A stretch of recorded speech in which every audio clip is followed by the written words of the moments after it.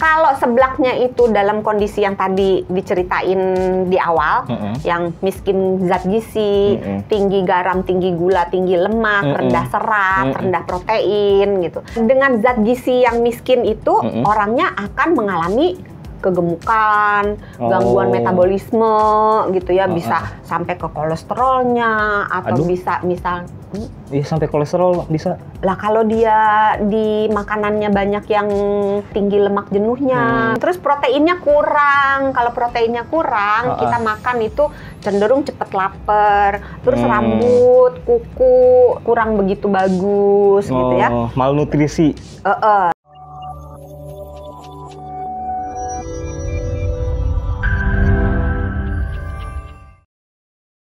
Kalau jangka panjang berlebihan terus-terusan makan seblak aja Bisa kaya. Bisa kaya. Penjualnya bisa kaya. Kitanya mah nggak kaya. Kalau jangka panjang nih makan seblak terus-terusan pedesnya level 10, terus sayurnya dikit, terus jangka panjang risiko kesehatannya apa? Tiap hari nih ya ceritanya ya. Iya, misalkan tiap hari. Secara terus-menerus dalam jangka panjang gitu ya. Betul. Kalau seblaknya itu dalam kondisi yang tadi diceritain di awal, yang miskin zat gizi, tinggi garam, tinggi gula, tinggi lemak, rendah serat, rendah protein gitu, itu akan menyebabkan orang yang makan mengalami gangguan gizi. Kekurangan zat gizi yang baik, kelebihan zat gizi yang kurang baik. Nah, karena di dalam seblak itu tinggi lemak jahatnya, tapi sering mencuri lemak jahat, sering mengejek, makanya masuk ke pedesnya yang level neraka. Oh, karena jahat. Perlu disekolahin tuh. Jauh banget, enggak. Oh, enggak. Jadi dengan zat gizi yang miskin itu, orangnya akan mengalami kegemukan, gangguan metabolisme gitu ya, bisa sampai ke kolesterolnya atau bisa misal iya sampai kolesterol bisa. Lah kalau dia di makanannya banyak yang tinggi lemak jenuhnya, goreng-goreng pilus-pilusnya segala banyak, kan jenuh. Bisa jadi ya healing lah kalau jenuh. Bener juga ya. Yuk healing dulu yuk. Kayaknya aku jenuh nih. Pantes saya ini ya agak gemukan ya dok, kayaknya sering makan seblak ya, itu jangka panjangnya ya. Terus proteinnya kurang. Kalau proteinnya kurang, kita makan itu cenderung cepet lapar, terus rambut, kuku kurang begitu bagus gitu ya. Malnutrisi.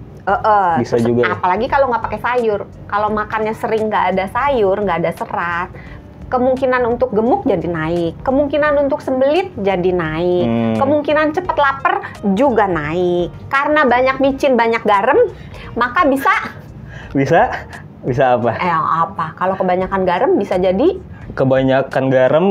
keasinan. Iya bener juga. Iya, merengut kita mukanya. Kebanyakan garam nih.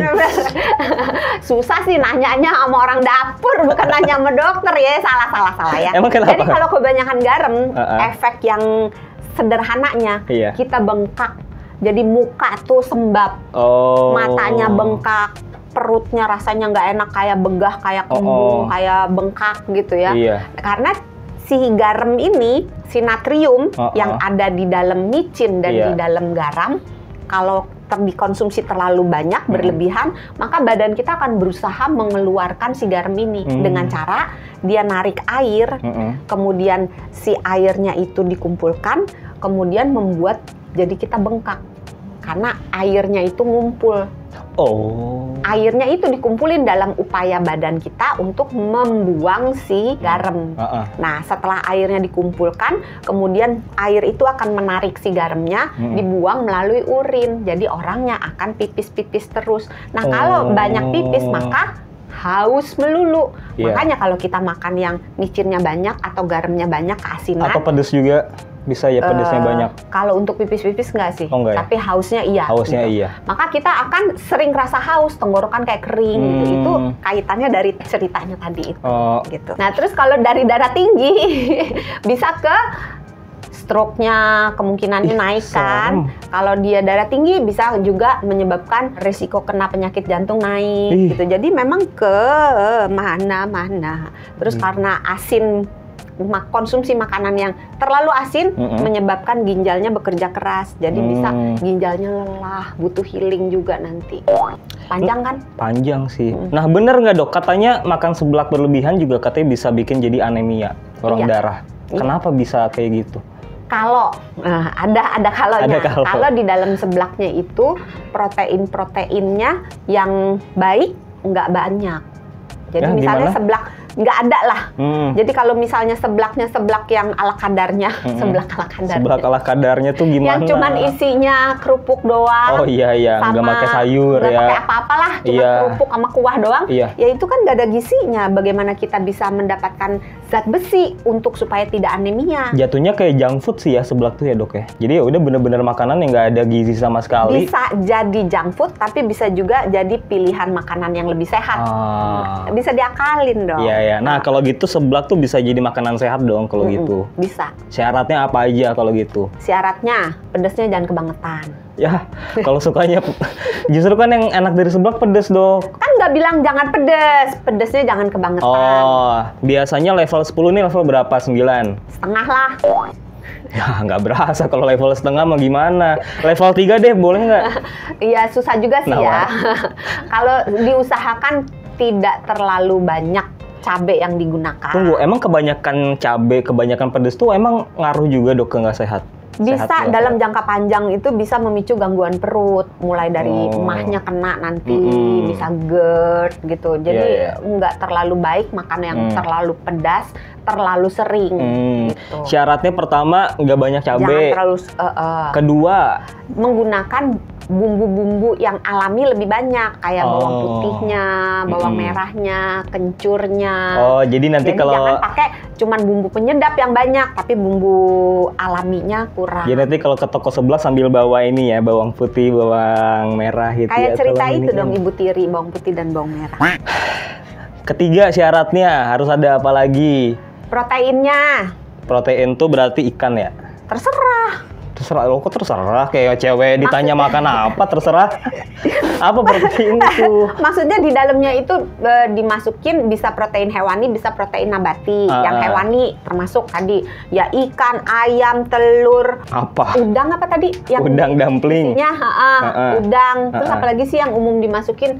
Jarang makan seblak sih, jadi nggak tahu seblak isinya apa gitu. Katanya kan? tadi pernah ayo ngarang. Kan bukan berarti sering. Oh iya. Kan aku nggak bilang nggak pernah, jarang makan seblak. Oh, ya kurang lebih kayak gitu sih. Ya, gitu kan. Nah, terus atau dimasukin protein-protein yang nabati, misalnya contohnya? Tahu, tempe. Oh, tahu ada tuh. Kacang-kacangan gitu. Tempe nggak pernah lihat. Tempe biasanya dipecel. Tempe nggak cocok ya. Iya, dipecel. Tempe yang lebih cocok. Tahu gitu. Cocok. Paling gampang sih telur sih, murah, meriah, nampol. Telur juga ada. Telur.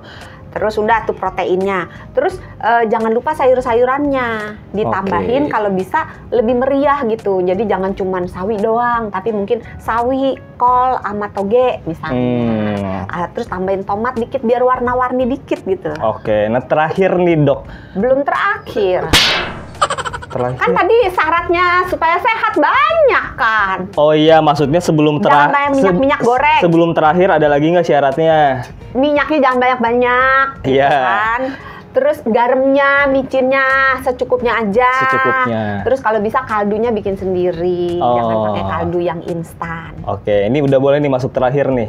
Boleh. Boleh ya. Nah, terakhir nih dok, gimana cara ngolah sama mengonsumsi seblak supaya bisa lebih sehat lagi, supaya kita nggak perlu khawatir perutnya nggak kenapa-napa, kitanya nggak anemia segala macem. Kalau bisa sih bikin sendiri. Karena kalau bikin sendiri bahannya kan tadi bisa diatur, ya kan? Oh iya. Oh iya, bikinnya bumbunya ngulek sendiri gitu, jangan pakai yang instan gitu kan. Terus isi-isiannya kalau bisa kita pilih sendiri. Terus kalau bikin sendiri kan kebersihannya juga terjaga. Kita yakin ini apa yang dimasukin, kita yakin dengan kebersihannya. Lagian, tapi kalau nggak bisa, kalau nggak bisa apa? Ya liatin abangnya masukin apa aja. Susah dong. Iya, mau pakai bakso nggak Neng? Enggak bang, pakai telur aja. Pakai sosis nggak Neng? Enggak bang. Nah kata abangnya udah terserah. Udah terserah deh. Bikin sendiri aja. Bikin sendiri aja di rumah. Lagian kan sekarang udah banyak ya tutorialnya di YouTube, di TikTok, udah gampang tinggal beli aja ya.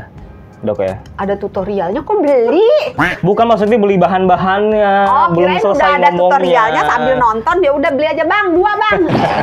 Ya. Ngapain nonton tutorial kalau gitu? Udah deh. Biar makannya sambil ini. Oh, bikinnya begini. Udah, kalau gitu saya mau beli bahan-bahannya dulu ya. Kalau gitu terima kasih Dokter Santi. Kita ketemu lagi di bagi kalau udah jadi. Bagi.